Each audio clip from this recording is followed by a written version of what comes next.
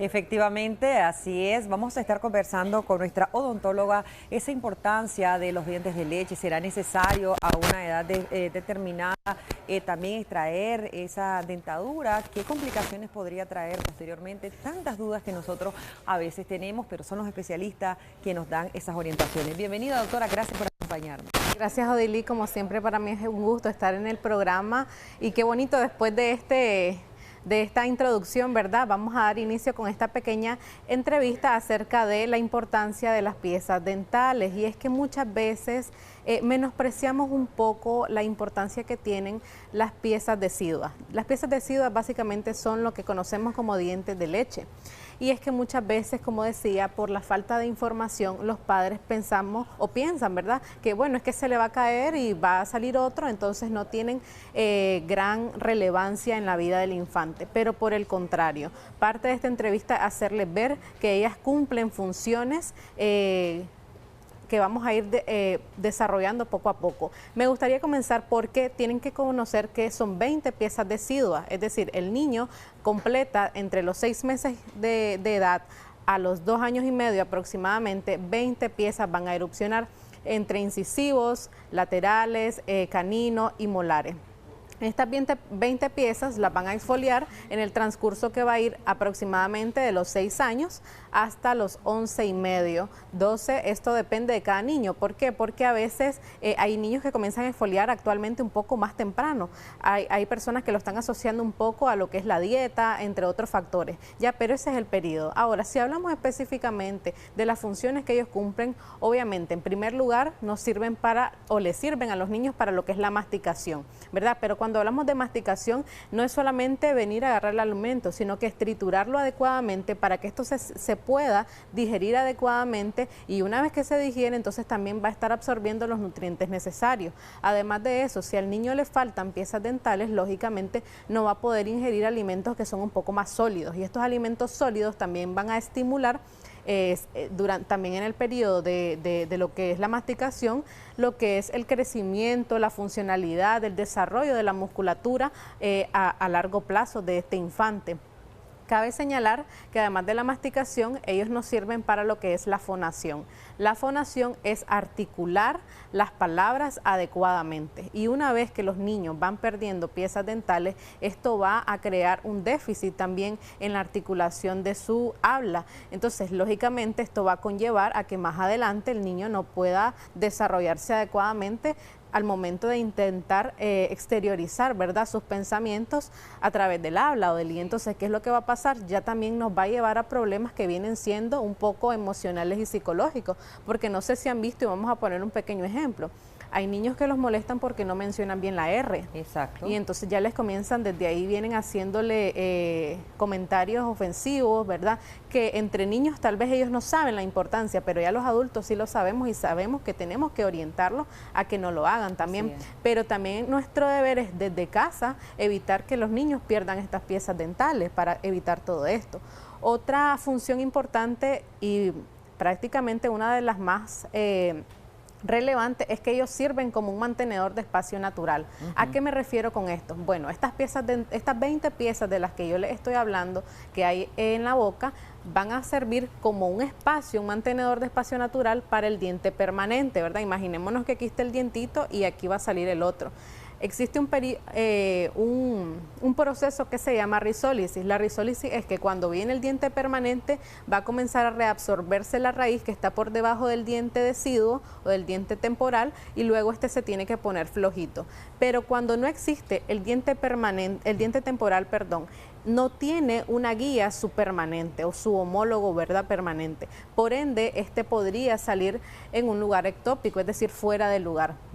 Y esto conlleva también a maloclusiones. Las maloclusiones van a conllevar después a lo que es, por ejemplo, una higiene un poco más compleja o deficiente, porque ya un diente que está, por ejemplo, en esta zona de acá, un colmillo, pongamos, ya el paciente se llega quejando, mire, es que se me queda la comida alojada en esta parte de acá, me molesta, se me inflama la encía, me está sangrando. sangrando, me genera mal olor, mal sabor, y entonces de algo que era que uno lo mira tan simple, ¿verdad? Como son las piezas deciduas, imaginemos todo lo que hemos ido desarrollando, ¿verdad?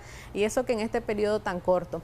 Entonces va más allá de únicamente verlo como una pieza que la va a botar el niño, no, es verlo como de manera integral. Si él pierde piezas dentales, lamentablemente va también habiendo un déficit en su desarrollo, en su crecimiento y desarrollo a nivel craneofacial, ya, porque no es solamente la piecita es una parte, es un órgano dental para todo el desarrollo que tiene el niño.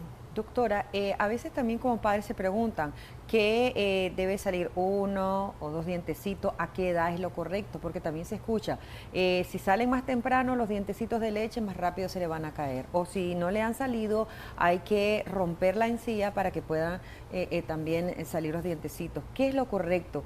¿Las muelitas o los dientecitos? Son algunas de las consultas que hacen los padres. Ok, aquí hay varias consultas en una sola, Odili. Bueno, comencemos porque existe algo que se llama cronología dental, ¿verdad? O edad dental, y es que, bueno, según la literatura nos va a orientar de que las piezas deciduas o lo que le conoce el papá como dientes de leche comienzan a erupcionar a los 6 meses de edad, ¿verdad?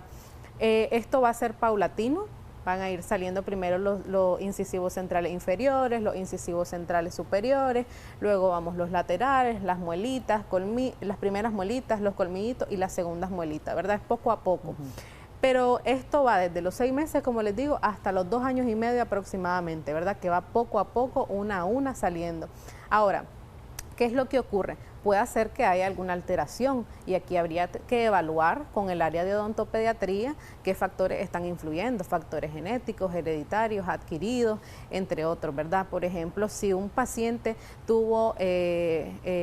fue parto prematuro, estamos viendo de que va a tener un bajo peso al nacer, ya va a tener otros inconvenientes, ¿verdad? Si la mamá tomó fármacos durante el embarazo, además de eso el estado nutricional, porque a veces incluso suele ocurrir que no le dan pecho materno exclusivo los 6 meses. Y uno diría, ¿y eso qué tiene que ver con los dientes? Bueno, porque el pecho materno también va a estimular el crecimiento maxilar y mandibular, y esto también ayuda a lo que son a lo que es el desarrollo de donde va la parte alveolar, que es donde van a salir los dientes. Entonces todo va de la mano, ¿verdad?